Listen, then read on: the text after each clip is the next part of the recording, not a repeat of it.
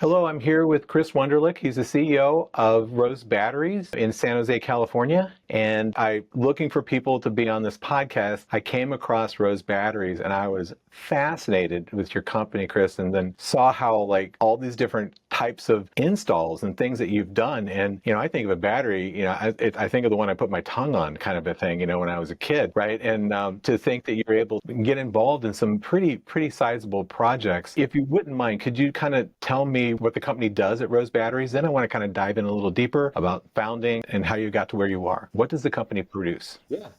Well, first, thanks for having me on. I appreciate it. And I was in the same boat 5 years ago. Right now, Rose probably works with over 20 different chemistries. And when I started here, I probably would have struggled to name more than like four. So I'm with you on the 9 volt. That was kind of where I started, unfortunately. But Rose Batteries is very focused on mission critical applications. Our goal is to be able to add value to our customers, be a partner for them for the long term. Our focus is really on customers where we know we have, 5, 10, 20 years of being able to work with them and build these long-term partnerships where we can really add value for what they're trying to do. We try to avoid all of the consumer stuff. So the 9 volt batteries and the RC car batteries and all that stuff, we really avoid. We do applications like tsunami warning detection buoys for NOAA. They're very simple alkaline batteries that you would see in Walmart or whatever, but we build them up into these huge, like, they kind of look like a torpedo. They probably weigh 40, 50 pounds. And they have fancy diode bridges and stuff on them, but they're really designed for durability. It costs NOAA like $50,000 to send these boats out to replace these batteries. And they basically, if the battery fails, it just sits out there and they don't get data because they can't send another boat. So it's a 2-year replacement cycle. If it fails 6 months in, that's just 18 months of data they lose out on.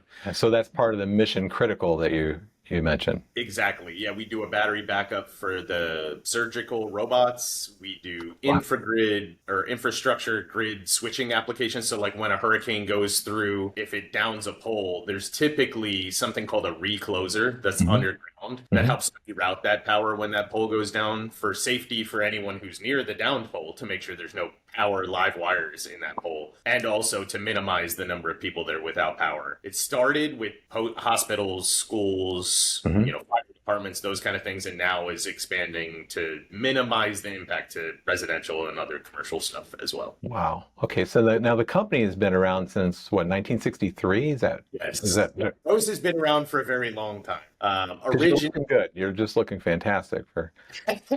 Yeah, I've been here for 5 years. Okay, I know it's messing. But the company has been around for a very long time. Started out originally as an electronics rep firm. So basically, they had a bunch of product lines that they would sell into companies. Then companies started to ask them to hold some inventory. So they worked their way into distributing. Then people started asking for customizations of the batteries. Can you put 2 of these together? Can you put nickel tabs on these? So that's kind of how Rose stepped its foot into the manufacturing space. And then that was probably in the late 80s.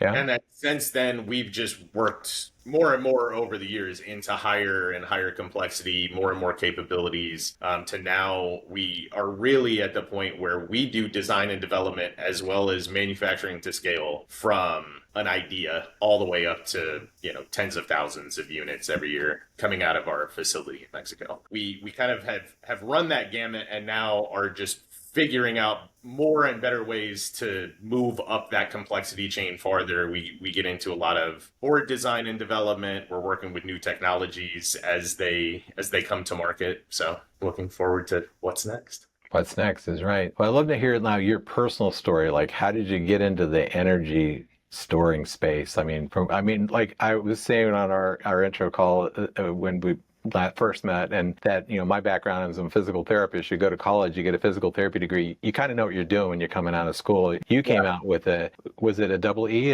electrical engineering or mechanical engineering? Nothing. Mechanical. Oh, so sorry. Can we still be friends? Yeah. Okay. Mechanical engineering degree, and tell me how you got here. Yeah, my career was fairly convoluted. I decided to get a mechanical engineering degree because I just had an aptitude. Like it came easily to me. I know that's weird to say about engineering, but I'm a giant nerd. Like the numbers are easy, like that kind of stuff was relatively smooth for me. But I think when I graduated, I realized I didn't really want to do engineering. I am not a depth on an individual detail kind of person. My first job was in a theatrical lighting and rigging company doing project management. Okay. He wanted to get a broader picture of things than just engineering. But one of the kids that I worked with there was, in his master's thesis doing a dissertation on micro milling of high carbon steels. And like just talking to him about that, I'm like, I understand what you're talking about, but I have no interest in ever knowing anything to that level of complexity. Yeah.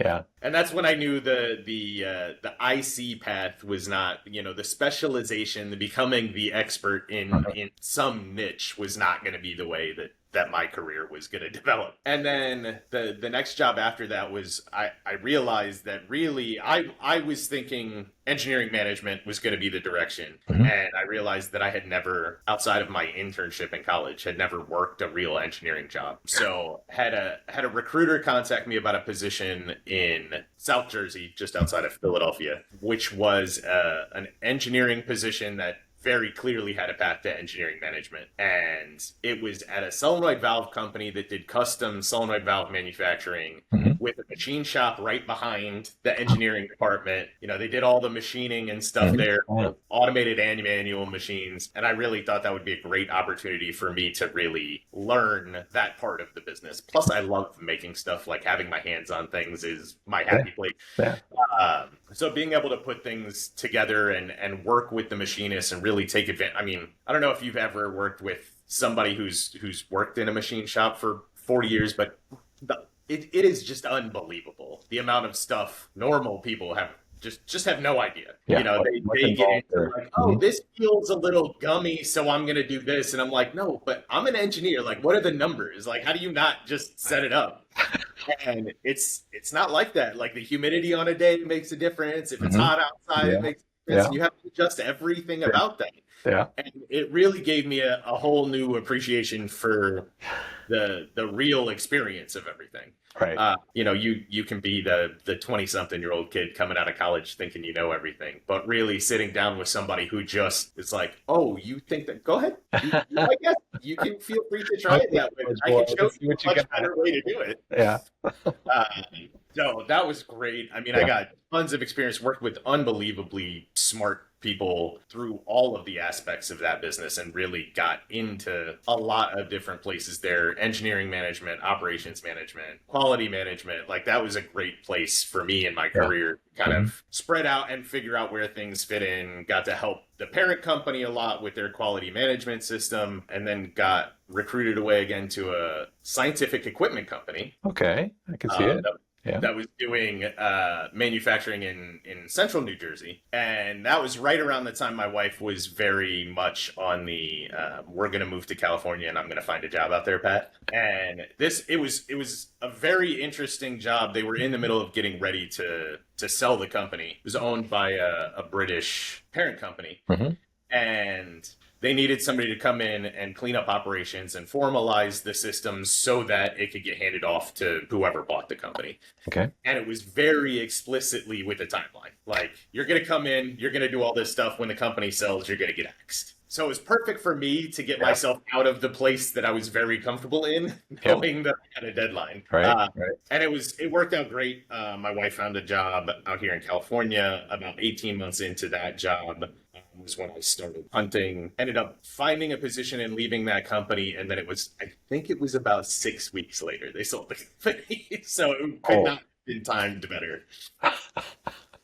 Okay. And that's how I ended up in California. And I worked for an ag tech company up in the North Bay of California for 7 years. And that was a very cool company. The owner there had retired from being the VP of mobile at Oracle and then went and spent time at his ranch. And he's also a tinkerer who can't stop from putting stuff together. And he, started to build a system where he could do a lot more automated controls on his ranch up in Northern California. And his neighbors started asking if they could do stuff for him. him, and then it turned into like a hobby company. Yep. And it kept growing, and then that was when he needed to go out and look for somebody to run operations there, and that's how I got started in California, which is obviously a significantly less manufacturing heavy location Right. than the East Coast is. Hmm. But found that was very cool to get involved in. How much I had no idea when we moved to California how much of California was agriculture. I mean, it's like half of the Yeah, food quite a that bit. comes out of the state. Hmm. And once you get outside of the weird little bubbles in LA and in the Bay Area, Right. California is a very different state than what most people experience. Yeah.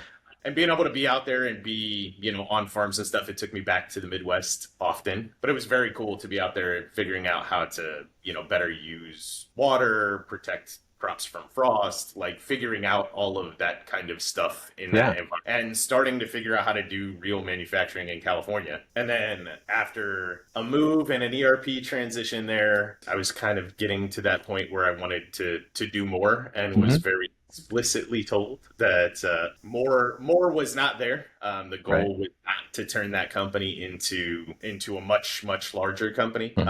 And then I started having conversations with the previous CEO here at Rose, and it's funny thinking back about it. Our third or fourth conversation, I just explicitly told him I didn't want the job, and I was happy to talk with him about the problem, but like it wasn't really going to be a fit for me. And he and I must have talked 30 times. I mean, it was almost like every other day after I put the kid to bed, I was on the phone with him for 2 hours, just talking about the problems he had in the company. Because like again, a nerd, love to solve problems, can't help myself when somebody comes and says, "Hey, I had this thing. You wanna talk about it?" And I'm like, let's figure it out. Yeah. So he would lure you in with these problems that solve. Ended up here in the office one day on a Sunday for like 9 hours, just like talking about stuff. Oh man, he put the hook in. Oh yeah, I probably had 60 hours of conversations with him before an offer came across. So it was wild. But yeah, I mean, eventually it came down to like, this is a problem I can solve, and there's stuff that I don't know the answer to. Because for me, that's a big piece of it, is like, I don't do well with being bored. Yeah, there's so much there. I'm in a position and have all the answers. It's not an interesting problem anymore. Like I want to be figuring stuff out, not just for the company or for someone else, but like for my own interest and engagement. Like I need to be in a place where I can be involved and be figuring out new things and have people ask me questions that I don't have the answer to. And that's what makes it fun to come to work for me. Yeah, well, I think as also just in terms of being a leader, you have you're building something where you like to create. Yeah. You're creating it, you and then you put it on, so to speak, the lines there, and others keep it moving, and you're off onto, okay, that's running. Let's play a new game. Let's spin this up a little bit. Let's get to some other new level. And that's exciting. We can put in, or how we build up people to be. I mean, that's honestly in this role been the most interesting shift for me personally, has been that focus on, instead of building people, instead of building things, building people. Right. And realizing how much more of the value you can bring to anything is building up the people in that space. And it's been a very fun, and I'm usually not a very social person. Really? Socializing definitely drains the social battery, that's why engineering was great for me. I could sit down in front of a spreadsheet in SolidWorks and be in my own world for an entire day and not have more than 15 words with other people. It was a good time sometimes. Life was good. But yeah, that shift was out of left field for me. I didn't really think that was where my career was going to go. But being in that position, being able to watch like that transformation happen in people is really fun. Absolutely. Absolutely. So when we look at Rose Battery and your brand loyalty, how has that been brought about? I mean, it's been a long-serving company for quite a few industries, but how do you maintain a brand loyalty that you've been able to do for so many years? Yeah, I think the big thing with Rose was up until about 10 years ago, it was a family-run business. Jack Logan started the company, and his daughters were running the company when Idemar and his partners bought it. And Idemar also has a history of family manufacturing. So he understands the family business. And while his goal was to come in and professionalize Rose, he still very much had that family business kind of touch to things. Right. And now with me here and working with Tropical Battery, who's our new parent company, Mhm. January of last year, so almost 18 months ago now. That's also a third generation family business, and they very much have that family vibe. And I think part of it is looking at customers not as a revenue source, but as a partner in building your business together. Rose has, our largest customer has been a customer of the company for 30 years. We have employees in the back who've been with the company for more than 35 years. Wow. The average, tenure here at Rose is probably north of 10 years. Oh, wow. That's fantastic. We have a lot of people who've been around for a long time, have seen a lot of different sides of Rose as things have transitioned. And I think the biggest piece of that is just being there when stuff goes wrong and just saying like, yeah, we need to fix that. That's not, and not being in a position to try to place or pass blame, like just figuring out how to get it right because that's the right thing to do. That's right.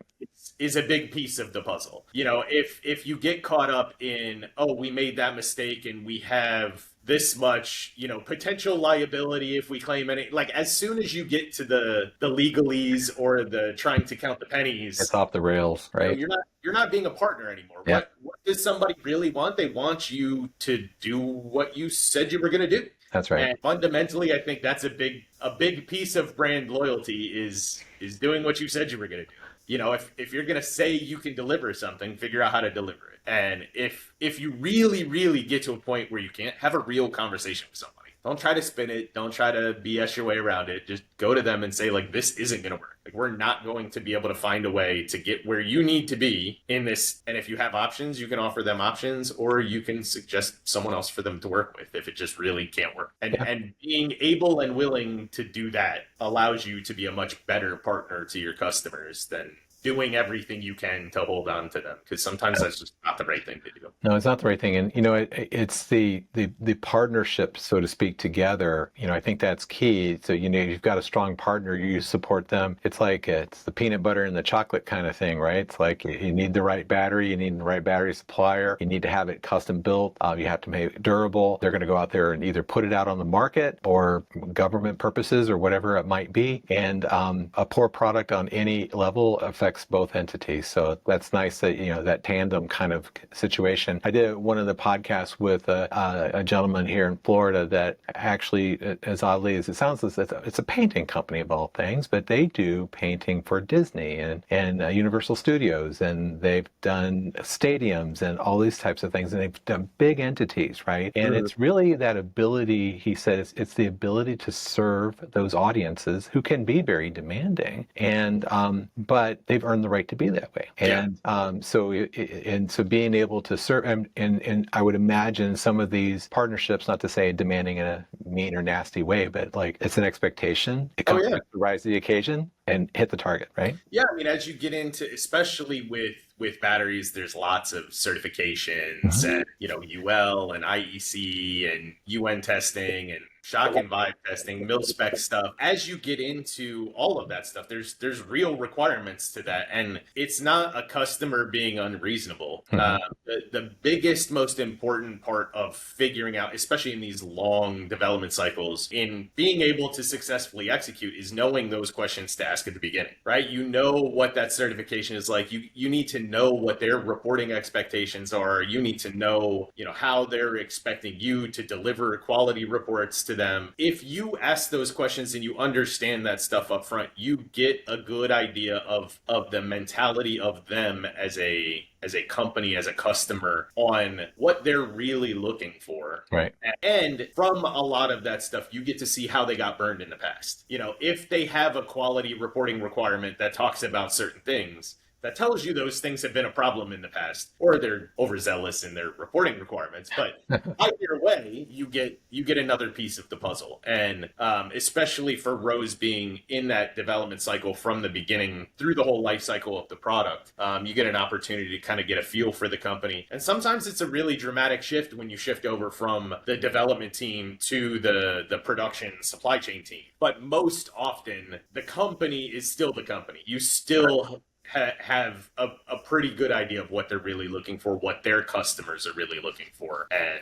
you know, your goal as somebody who's working into that is just figure out how you can add value and make sure that you're adding enough value that you know you're worth it. And then the rest of it can kind of flow from there. You know you're providing the service at a value that's worth it, and finding out the customers that don't realize that or aren't looking for a partnership, that's also something that's important to know early. You got to know when to say no. Sure, absolutely. You know? And I think too, you had mentioned earlier on another call that you have projects that might take 2 years from the initial to its operation. Oh, yeah. I mean, we have some projects that are in development now that were started before I started the company. Wow. So I would say the average development life cycle is probably around 2 years. Some of them are 5. Sometimes we could get stuff done in 8, but 8 months. It really depends on, you know, what kind of testing requirements exist and how quickly they're going to move with things and how complicated the process is. But if you need to go through UL and IEC and Shock and Vibe, like some of those tests, you have to have prototype level product, which means you've got, you know, 12 weeks of just figuring out what you're going to make and then waiting for supply chain and all the other things. You've got to design a mold and do injection molding and all of that stuff before you can even start testing. It could be 18 months before you can deliver it to a test facility. And they might have a 6-month lead time before, you know, by the time you deliver them materials, it may be 6 months before you get certifications and a report and all of that stuff back from UL, for example. And, you know, there's your 2 years without a whole lot of fluff in it. Wow. Well, it really is unbelievable. You think of a project going that long, but it also tells me where the engineering mind also fits in, just putting an organization through your organization of how to take a project from an initial conversation to completed product, all the steps, permutations, changes that have to take place along the way. I could see the engineer mind. You probably dig that too, don't you? Yeah. Agree? Yeah, that's been a big piece of the last, say, 10 years of Rose, is the professionalization of that. Because a lot of this stuff before the last 10 years for Rose, say before 2015, was really, hey, we need these 4 cells with this diode in there and put it in shrink wrap and put a connector on it. Or we need this pack you already make, but we want to switch to these cells and a different connector. And it was all relatively simple. It wasn't that you would need some kind of licensed engineer to make those modifications. Like if you have a really good engineering technician, they can go in, they can see the stuff that needs to change, and you can make a very good product that's a simple modification of something that already exists. Now, as we get into full up, you know, BMS board development and custom plastics or, you know, new housing materials that things need to be in, it's definitely a much more complicated process. I guess it was probably 4 years ago we switched to a new ERP system to help evaluate and validate some of that stuff, because now we're into products where, you know, one product for us may have 50 or 100 different things on the bill of materials that we need to track through supply chain. And a lot of what the company was doing before that was very manual. They had an MRP system, but it was a very straightforward, you know, you got an order for this, go buy all of these things. And it didn't really look at multiple projects at the same time to be able to streamline all of the things that everybody has realized over the last 5 years of supply chain chaos are really important in supply chain. Yeah. So I think that ERP system transition was a big piece of it, as well as that enabled us to have much easier access to the data behind the scenes, so we can directly access SQL tables and get data out of our system to help that get into other systems that we use to manage projects. One of the big ones is Monday.com. Not to try to promote someone else's stuff, but it's a very, very useful tool for project management, and it has a ton of connectors and API kind of things that you can use to get data in and out to be able to automatically track KPIs. Everybody knows that having key performance indicators for your company is useful. It helps you make better decisions, all of that kind of stuff. But then, nobody wants to live in the, oh my God, I got to go collect all the data. I need to go build the spreadsheet. I need to go figure out what the graph is going to look like. Between Monday and make.com, we have figured out a lot of how to do most of that automatically. So you can get that data to make better decisions without having a full-time person whose job is to collect and process data. Yeah, absolutely. Yeah, nobody in a small company wants to have that position where like your job is just to move numbers from one place to another place. Yeah. And you go, like, there's a lot of technology here. We can plug a few things in. Like, maybe you told me on our first call, you're 3 feet away from a geek or something like that, or nerd. I don't know. Is there a difference? Do you know, geek and a nerd? Is there a difference? I don't know. I feel like you could be like a geek about almost anything. You could geek out about sports or thing. And I feel like nerd is much more the numbers piece of everything. Okay. I didn't know if one was more derogatory or something like that, and I've said something about somebody being a geek or a nerd and they were like, no, I'm whatever, the other one. I'm like, I embrace all of them. So you're not far away from a guy who can plug these pieces of things together for you and your company to I like now being able to be in a position to get into the weeds sometimes. And we have somebody who's just phenomenal at project management that we found. He's Dutch but lives in Colombia, has worked for multinationals, and like amazing guy. Yeah, really has that same like problem solving mindset. He's like, I have no idea how to do that, but I know it can be done because it makes sense that somebody would have figured it out, so I'll figure it out. And he's been amazing at helping across our organization really be able to help find those pieces and find the things where people, again, like it's all about adding value, right? We as a company want to add value to our customers. I don't want anyone in my company working on things that aren't adding value. Right. Because you sitting there and retyping information that already exists somewhere else is frustrating. I don't think anybody's excited to have a job where you're moving numbers from one place to another. No.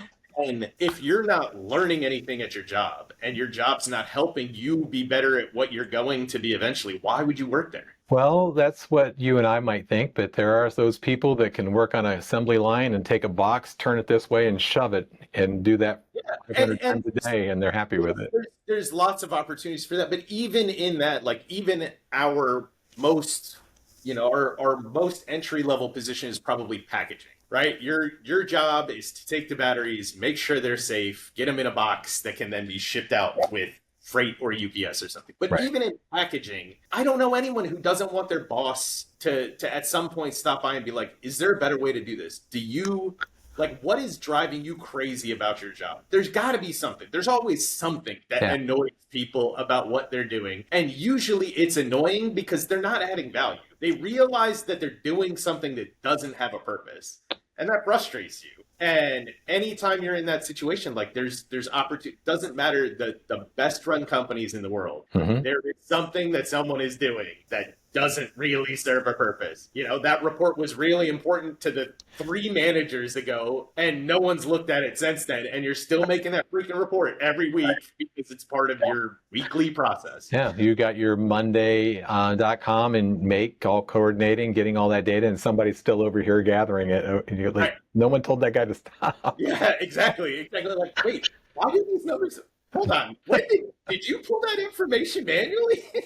I saw some video, a couple of years ago, some kind of government agency, but it's state government, and there was a restructuring of this government, and apparently there was this one employee that was kind of on the straddle of both sides, and he had an office, and one side thought that the other side had him, and vice versa. And apparently, he was like, for 3 or 4 years, he wouldn't even come to work, and was still getting his paycheck because his job was, so to speak, eliminated by each side. And disorder didn't get sorted out. And they're like, well, no one told me what to do. Wasn't sure what to do. It's like, but you took the paycheck for 4 years.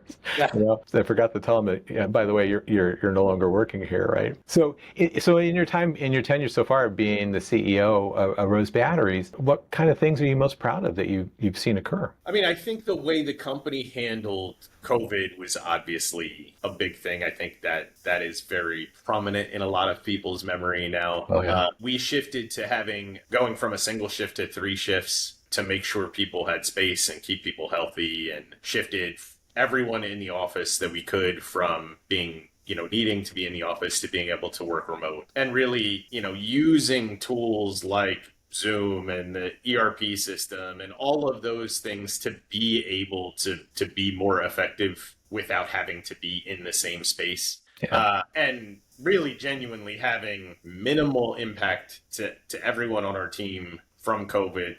There really was very little of Rose contributing to everything else that was happening. We did a lot to keep people healthy, still are very active in, if you're sick, don't come to work. Like, if you Right. don't have time off, we'll figure out a way to make it work. Like, Yeah. get home, get healthy, don't bring it in so everybody else gets sick. And that kind of kicked off for Rose re-evaluation of how we have to work. The idea of, I know it's in vogue now to try to get everybody to come back to the office. Right. But I think a lot of companies have to do that because they never really figured out a good way to work remotely. Yeah.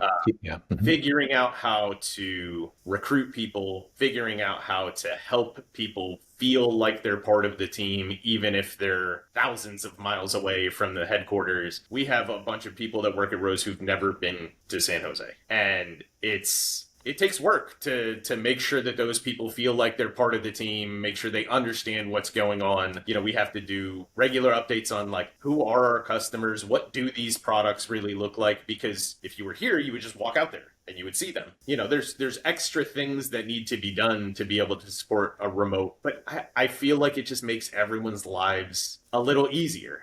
Being able to, you have a dentist appointment, you could just go to a dentist appointment and be back in the office an hour and a half later. You're taking a long lunch, no one cares. Yeah.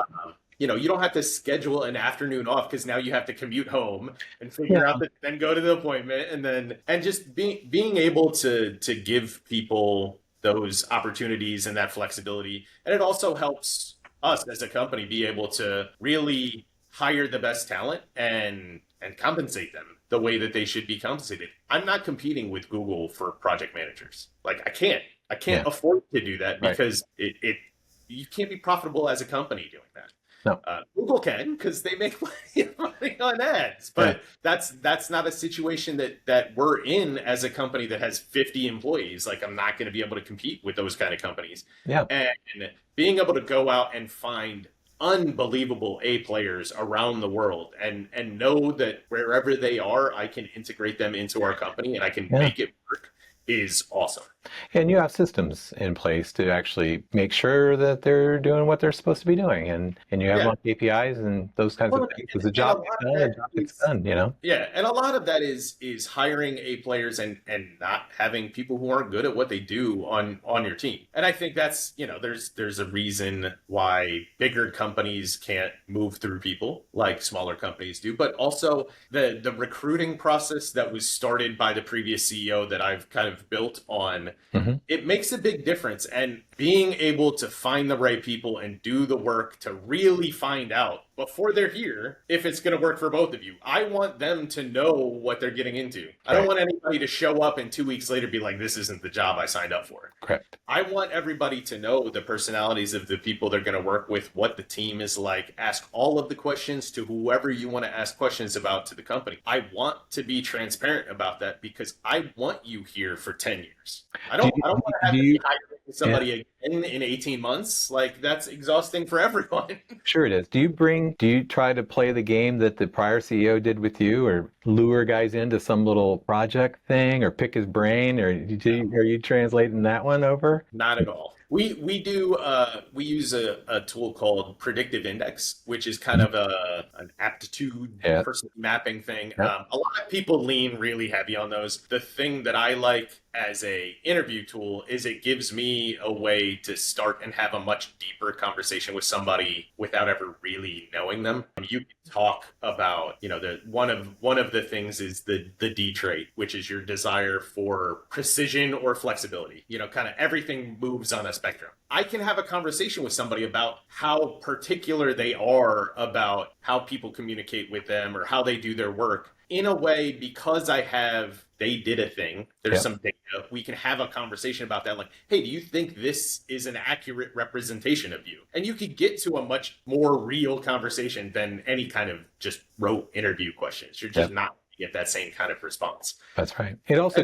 it can guide you a little bit. It can guide you a little bit more in the interview. Something you want to dig in on, something that kind of maybe looks like a little bit of a sour mark here, but maybe you'll ask a few more questions in this area to see if perhaps it's different than what I'm seeing on the graph. I think very rarely is it a gating item. I think there's very few roles where any particular trait really matters that much. To me, it's much more about how are you going to be able to work with the team. Like if the team has dramatically different things, that's actually really good to be able to have those different perspectives. But it's also really important for people to know ahead of time that it's a different perspective, right? We have people on our team. I am a very flexible person. I think rules are important and they're also made to be broken. And that's not true for everyone on the team. We have some people like our quality manager, the perfect position for someone to have a very high, lean on that spectrum towards precision, him to have that kind of perspective. But I, as a manager, also need to realize that changes the way he processes information. He and I are not going to go for a walk around the building and bullshit about 15 different topics and completely change the way he does quality because of that walk. That's never going to be how that goes down. If I want to have a meeting with him about a serious topic and get to resolution, I need to provide him a bunch of information ahead of time and schedule that meeting with enough time for him to process that information and think about it before he has real feedback that's going to make a difference to me. Otherwise, all I'm doing is steamroll.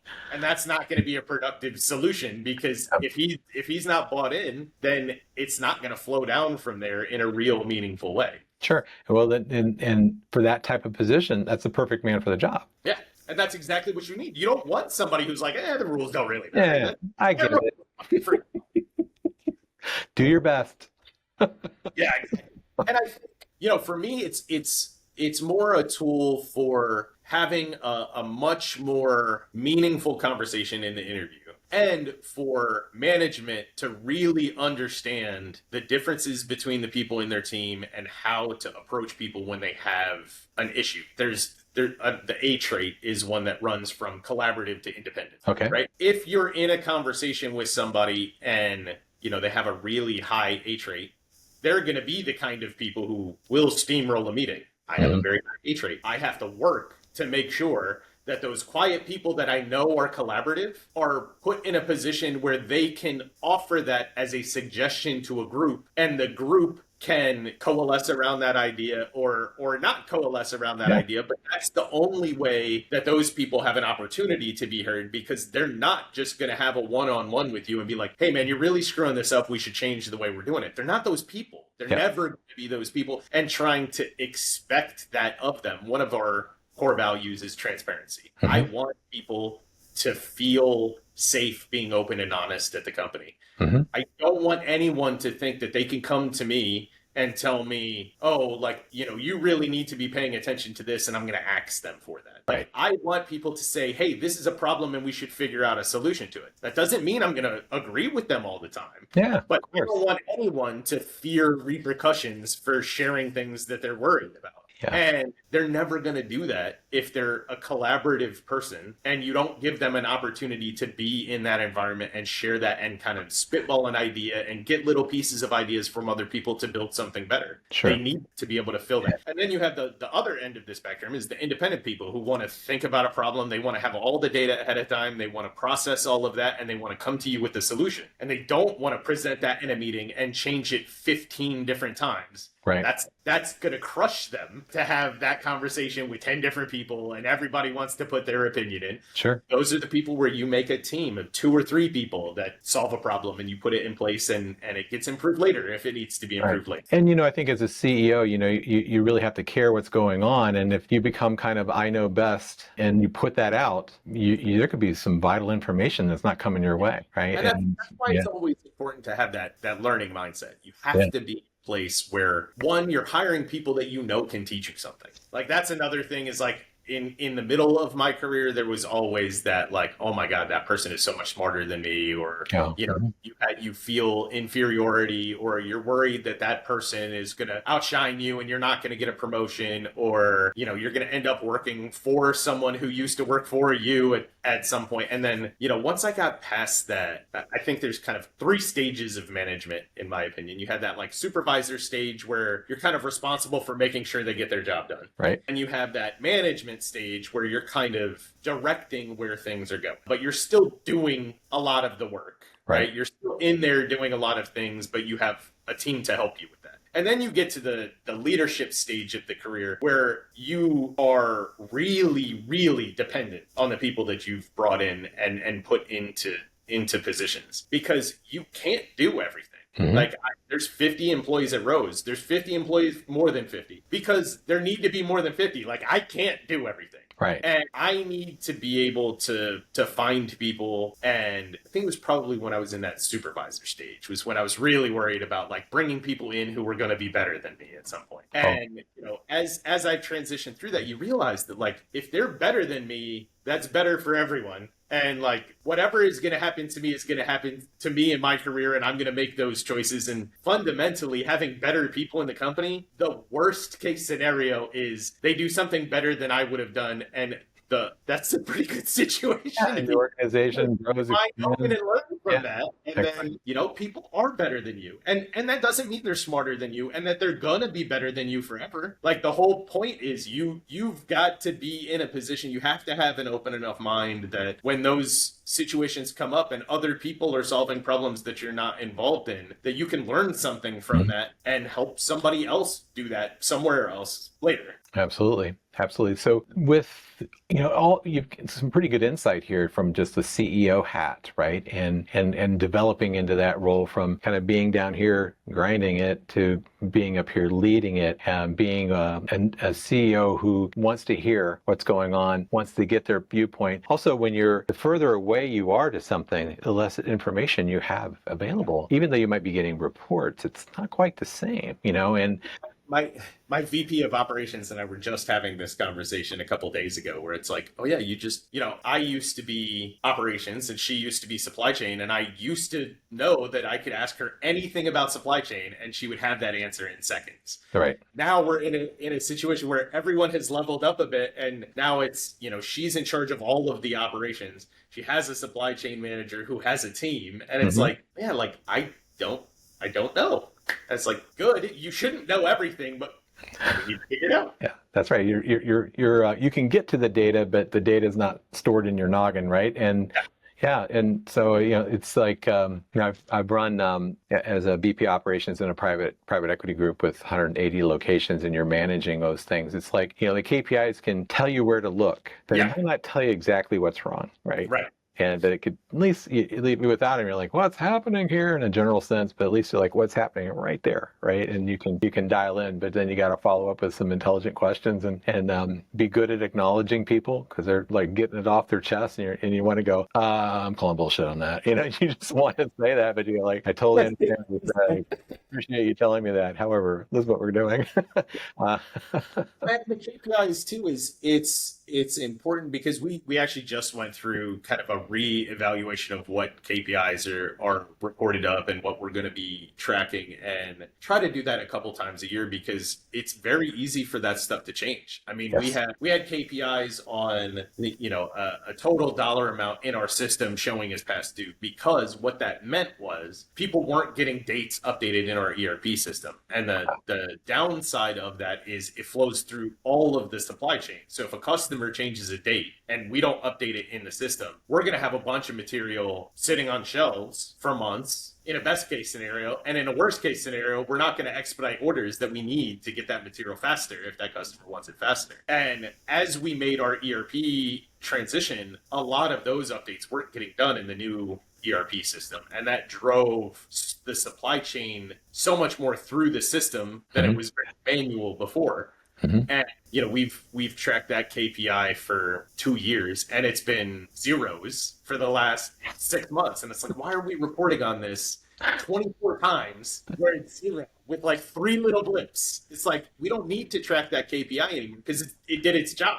Yeah. And now you need to think about like, what is the next level of that? And that's now we're figuring out the KPI for customers' request date versus our due date, right? Which is the date that it's going to leave. And then figuring out like, we know that that's never going to be zero. And we need to figure out how to dial that in for, what of that is caused by supply chain, which you can't, if you've told the customer it's got a 12-month lead time and they place an order for 4 months from now, that shouldn't be a penalty. Right. That shouldn't make the KPI look bad, but it does mean that there's a disconnect there. And our customer success team needs to be able to have a conversation with that customer so that they understand what lead times are like and how we could shorten those lead times. Maybe we need to switch to a different cell manufacturer, or, we need to change something else about that process to be able to facilitate a full lead time.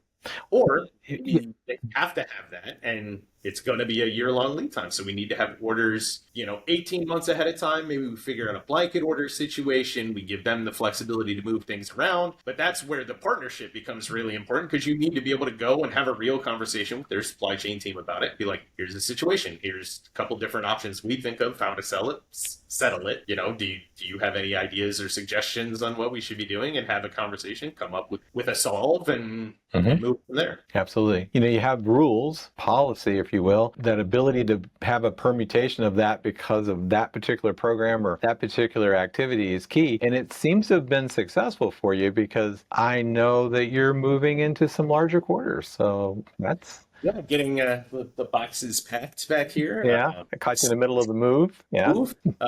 So we're getting 30% more square footage and more than twice as much storage, because we can go higher in the warehouse. Right. Which is awesome. Like we have a new NPI room that we've never had before, which is where our development team and our production team work together to figure out. What's an NPI room? NPI? New product introduction. Okay. So NPD is new product development. That's where you start from, hey, we need 48 volts and this much power because it's powering this thing. And you go all the way from there through all of the evaluation of certifications and design and development to the point where you have a prototype that's been approved by the customer, which is the as planned production state of that product. And then what we do is we do a build where our production team is doing the actual assembly, but the NPD team is there to support and facilitate. So they build an entire document package that has work instructions and pictures of all of how it all goes together. But until somebody else builds that, you don't really know how clear those instructions are. And now we have a room, we're going to have workbenches that are on wheels. Everything's going to be reconfigurable to help those teams be able to collaborate really well before it moves into production, which will give us a lot of flexibility and especially help our transition from manufacturing here in headquarters to the lift and shift process that we do with the facility in Mexico, so that we can really compete at scale in a global way. Very good. Nobody wants to pay for Silicon Valley labor longer than they need to. I would only think so. Yes. Yeah. So, as we're running here to close, if I can get you to give 1 or 2 pieces of advice for entrepreneurs and key executives. I think the thing that I have learned the most through my career is just, you got to be open to the mistakes. You can't have it perfect every time. Done is always better than perfect, because perfect is never going to be done. The idea of like, hey, this thing is a little bit of an improvement over what we were doing before. We know it's not the solution long term, but we're going to do this thing because it's better. And then we're going to spend time figuring out a root cause, because that's another thing that tends to add up in companies. In tech, they call it tech debt. It's all of those little code band-aids you put in,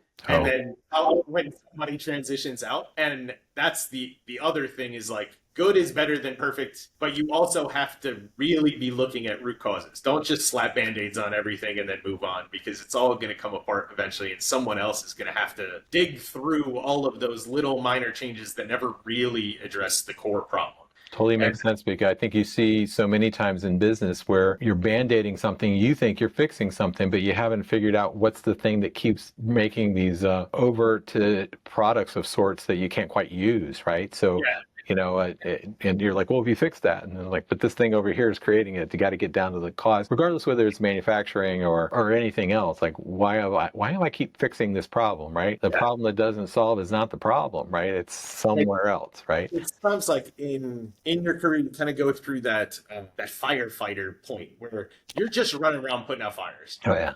The reality is sometimes like the right thing to do is to let it burn, because you need to focus on how that fire started. You really need to do the root cause analysis. You really need to evaluate the problem, and usually it's going to take more time, right? I can fix that problem. I can make sure that shipment gets out on time. Yep. If I leave this office, I load those boxes in my car and I drive them to the customer, right? That is the solution to the problem. But really, that's a Band-Aid, because that problem is going to come up again if you don't figure out how to fix what the root cause of that was.